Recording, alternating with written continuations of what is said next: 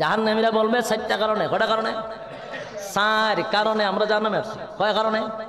4 কারণে জাহান্নামে আসছি। আপনারা শুধু দিলের কান লাগায় শুনেন যে কয়টা কারণে জাহান্নামে গেছে, আর মনে মনে সিদ্ধান্ত নেন যেই কারণে গেছে এই কাজ আমার কাছে হবে না। কথা কই না দি? যেই কারণে জাহান্নামীরা জাহান্নামে গেছে, ওয়াজ শোনার পরে এই কাজ আমরা করব না, তাইলে আমরা জাহান্নামে যাব না। কথা কই না দি? জাহান্নামীরা জান্নাতীদের কাছে বলবে, ও জান্নাতীরা, 4টা কারণে জাহান্নামে আসছি। 1 নাম্বার কারণ বর্ণনা করবে, আমি শুধু কারণটি বলবো, আর মনে মনে চিন্তা করবেন এই অপরাধ কার মধ্যে আছে। কথা কই না দি? আমি আপনাদেরকে হাত তোলাবো না, লজ্জা দিব না, কিন্তু সুরের মনে জানা আছে। কথা কয় না? 4টা কারণে মানুষ জাহান্নামে যাবে গো। প্রথম নাম্বার কারণটা জাহান্নামী বলবে, ক্বালু লাম নাকু মিনাল মুসাল্লিন। প্রথম কারণ হলো জাহান্নামে যাওয়ার 1 নাম্বার কারণ জাহান্নামীরা বর্ণনা করবে, দোস্ত রে, একই সাথে ব্যবসা করতাম, একই সাথে চাকরি করতাম, একই সাথে খেলাধুলা করতাম, মসজিদে যখন আজান হইতো বন্ধু ব্যবসা বন্ধ করে তুই মসজিদে চলে যাইতি, বন্ধু আজান দিলে তুই চাকরি বন্ধ করে মসজিদে চলে যাইতি, বন্ধু আজান দিলে তুই খেলাধুলা বন্ধ করে মসজিদে যাইতি। ক্বালু লাম নাকু মিনাল মুসাল্লিন। বন্ধু তুই মুসল্লি ছিলি, আমি মুসল্লি ছিলাম না, তাই জাহান্নামে আসার 1 নাম্বার কারণ হলো দুনিয়াতে মুসল্লি ছিলাম না। আমি আপনাদের কাছে জানতে চাই জাহান্নামে যাওয়ার 1 নাম্বার কারণ কি? না পড়া। আরো জোরে কি না পড়া? আরো জোরে কি না পড়া? জাহান্নামে যাওয়ার 1 নাম্বার কারণ নামাজ। জাহান্নামে যাওয়ার 1 নাম্বার কারণ নামাজ না পড়া। এখানে কার ভিতরে কোন সমস্যা আছে মনে মনে টের পাইতেছেন। জাহান্নামীরা বলবে জাহান্নামে যাওয়ার 1 নাম্বার কারণ ক্বালু লাম নাকু মিনাল মুসাল্লিন। আমরা জাহান্নামে গেছি, 1 নাম্বার কারণ হলো নামাজ না পড়া। 2 নাম্বার কারণ হলো ওয়ালাম নাকু নুতঈমুল মিসকিন। 2 নাম্বার কারণ হলো ওয়ালাম নাকু নুতঈমুল মিসকিন। 2 নাম্বার হলো আমরা দুনিয়ার জমিনে এতিমদেরকে খাবার দিতাম না, অসহায়দের পাশে দাঁড়াইতাম না, আমরা এতিমের মাল মাইরা খাইতাম। সরকার আমাদেরকে দিত 5 টন চাল, আমরা চালের বস্তা মাটির তলে লুকায়া রাখতাম, এতিমদেরকে খাইতে দিতাম না। তেলের বস্তা খাড়ের নিচে লুকায়া রাখতাম, এতিমদেরকে খাইতে দিতাম না। এই এতিমের মাল মাইরা খাওয়াইন না লোক বাংলাদেশে আছে না? না, বিশ্বের মধ্যে যদি খাওয়াইন না পার্টি থাকে এটা বাংলাদেশ চ্যাম্পিয়ন। খাইতে খাইতে লেপটিন সুদ্ধা খায়। কি খায়? বাস্তব ঘটনা। এক জায়গায় মাহফিলে গেছি, রুমে বৈশা রয়েছি, একজন কয় হুজুর আমাদের গ্রামের 3টা বাথরুম খায়া লাইছে। আমি বেটার কথা হই না হাজু হয়েছে, আমি কি তা কই না আপনি? কয় হুজুর সত্য কথা, আগের বার খাইছে 3টা, এবার খাইছে 3টা, 6টাই খাইয়া লাইছে। কেমনে খাইলো? হয় আমরা রে সরকারে 3টা লেপটিন দিছে গরিব গুড়ারে, এটা নাই খাইয়া লাইছে নেতায়। আমি আশ্চর্য হয়ে গেলাম যে এই জাতের নেতা ফেতারা রাস্তা খায়, সিমেন্ট খায়, বালু খায়, ফ্রিজ খায়, ইট খায়, খাল খায়, ব্রিজ খায়। কথা কোন ঠিক নেই? খাইতে খাইতে শেষ পর্যন্ত রুচি এত নষ্ট হয়েছে রে, এখন দেখা যায় বাথরুম পর্যন্ত ছাইরা দেয় না, বাথরুম শুদ্ধা খাইয়া বানায় দেয়। বলুন তো দেখি, গরিবের মাল মাইরা খাওয়া জাহান্নামে যাওয়ার এটা কয় নাম্বার কারণ? 2 নাম্বার কারণ হলো যারা এতিমের মাল মাইরা খাইব জাহান্নামে যাওয়ার 3 নাম্বার 2 নাম্বার কারণ। এরপর আল্লাহ বলেন ওয়া কুন্না নাখুদু মা'আল খাইদিন। 3 নাম্বার হলো কুন্না নাখুদু মা'আল খাইদিন।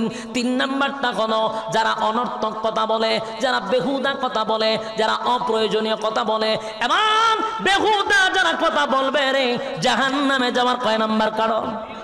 কথা হয় না? এই বেহুদা কথা বেশিরভাগ আমাদের সমাজে মহিলারা একটু বেশি কয়। 5 জন মহিলা যদি এক জায়গায় হইতে পারে সেদিন আর পত্রিকা পড়া লাগে না। কথা হয় না? সব নিউজ এরার কাছে পাইবেন। যদি 10 জন মহিলা কোনো জায়গায় এক হয় সেদিন আপনি পত্রিকা পড়া লাগতো, খালি জিগাইবেন এলাকার খবর কি, তো সব কয়ে দিব।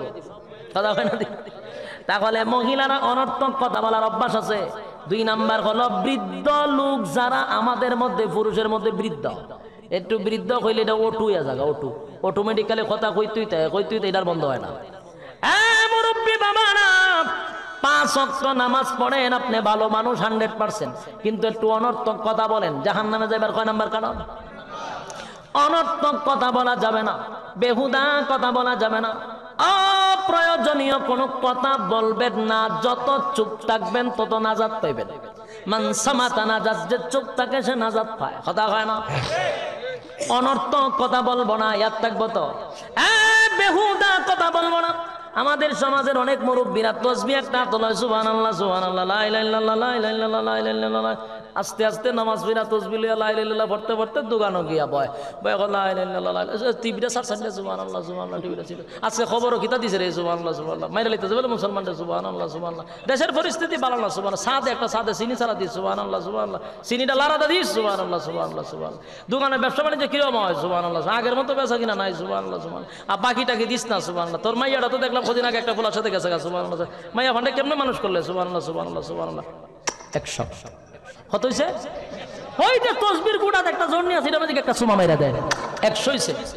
এখন যদি বুড়ারে ধরি বলে তুই 100 বললে, খাম কো খাম, দিনের খাম রাত্রের খাম, কত খাম ঢুকাইলে সুবহানাল্লাহর ভিতরে, বাস্তব না বাস্তব?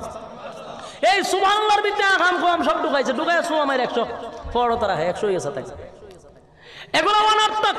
কারণ কি জানো আমাদের কয় নাম্বার কারণ? কথা কই না দিক, জাহান্নামে যাওয়ার 3 নাম্বার কারণ হলো ওয়া কুন্না নাখুদু মা'আল খাইদিন। জাহান্নামে যাওয়ার 3 নাম্বার কারণ হলো বেহুদা যারা কথা বলবে, অনর্থক যারা কথা বলবে। যুবক ভাইয়েরা, 4 নাম্বার হলো, 4 নাম্বার কর্মসূচি হলো ওয়া কুন্না নুকাযযিবু বিয়াউমিদ্দিন। যারা পরকালের উপর বিশ্বাস করবে না, কোথায়? পরকালের উপর যারা বিশ্বাস করবে না, পুনরায় আল্লাহ জীবিত করবে এটার উপরে বিশ্বাস করবে না, মালিক ইয়াউমিদ্দিন বিচার দিবসের উপর বিশ্বাস করে না, জাহান্নামে যাওয়ার কয় নাম্বার কারণ? 4 নাম্বার কারণ। শেষ কথা হলো 4টা কারণ আমি আপনাদের সামনে বললাম। আজকে থেকে যদি নিয়ত করেন, 1 নাম্বার কারণ হলো ক্বালু লাম নাকু মিনাল মুসাল্লিন, আমরা নামাজ ছাড়বো না। দুনিয়ার থেকে যেদিন নবী দুনিয়ার থেকে বিদায় হবে, সেদিন ফাতেমার কথা বলে নাই, হাসাইন আর হুসাইনের কথা বলে নাই, নবী আলীর কথা বলে নাই। দুনিয়ার থেকে শেষ বিদায়ের সময় নামাজের কথাটা বলছিল। নবীজি যেদিন দুনিয়ার থেকে বিদায় হবে, নবীর প্রচন্ড বুকে ব্যথা ছিল, মাথায় প্রচন্ড ব্যথা ছিল। মাথার ব্যথা লইয়া, বুকের ব্যথা লইয়া পয়গম্বর উঠতে পারে না, বসতে পারে না, দাঁড়াইতেও পারে না। সাহাবায়ে কেরামরা মসজিদে নববীর মধ্যে নামাজের জন্য অপেক্ষা করতে করতে করতে করতে কান্না শুরু করে দিছে। হায় রে, পয়গম্বর নামাজে কেন আসে না? একটা পর্যায়ে হযরত আবু বকর সিদ্দিক রাদিয়াল্লাহু তাআলা আনহু দৌড়াইয়া মসজিদের মিনারে গিয়া দাঁড়ায় গেছে। দাঁড়ায় যখন নামাজ শুরু করে দিছে, সাহাবীরা গইরাইয়া গইরাইয়া কান্না শুরু করে দিছে। সাহাবীরা বুঝতে পারছে আমার নবীর পিছনে আর কোনোদিন নামাজ পড়তে পারবো না। আবু বকর যেহেতু ইমাম হয়ে গেছে গো, আবু বকরের ইমামতি শুরু হয়ে গেছে, আর কোনোদিন নবী নামাজ পড়াবে না। আল্লাহর হাবিব বুকের ব্যথায় উঠতে পারে না, ডাক দিয়া বলেন আমেনা আয়েশা, আমার মাথাটা একটু উঁচু করে ধরো, আমি মসজিদে নববীর দিকে তাকাবো। মসজিদে নববীর দিকে তাকাইয়া নবীজি তাকায়া দেখে আবু বকর ইমামতি করে রে, সাহাবীরা নবীর পিছনে দাঁড়ায় আছে। এত বিশাল জামাত দেখার পরে হাবিব চোখ দিয়া পানি ছেড়ে দিল, কান্নায় নবী ভেঙে পড়ল, চোখের কোনা দিয়া পানি পড়ে দাড়ি ভিজে গেল। আম্মা জান আয়েশা বলেন, নবী গো, আমার আব্বা নামাজ পড়ায়, আপনি এই দৃশ্য দেখিয়া কেন কান্দেন? আল্লাহর নবী বলেন, সব কান্না কিন্তু দুঃখের কান্না নয় গো, কিছু কান্না আমার আনন্দের কান্না। আমি এই দৃশ্য দেখে আনন্দে আমার বুক ভরে গেছে, আমি দৃশ্য দেখে সহ্য করতে পারলাম না। তাই আজকের কান্নাটা হলো আনন্দের কান্না, আনন্দের কান্না। এই নামাজের জন্য আমি তায়েফের ময়দানে রক্ত জড়াইছি, নামাজের জন্য উহুদের ময়দানে দান ভাঙছি। আমার সাহাবীরা আমার অনুপস্থিতিতে এই নামাজ কায়েম করছে, আমার মনে আর কোনো দুঃখ নাই। যুবক ভাই, যেই নামাজের ব্যাপারে নবী এত নসিহত করে গেলেন, সেই নামাজের ব্যাপারে গুরুত্ব দেওয়ার দরকার আছে। কথা হয় না? কারা কারা 4টা কর্মসূচি পালন করবেন হাত তুলে দেখায়া দেন। লিল্লাহে তাকবীর, লিল্লাহে তাকবীর। কয় কর্মসূচি? হাত নামান।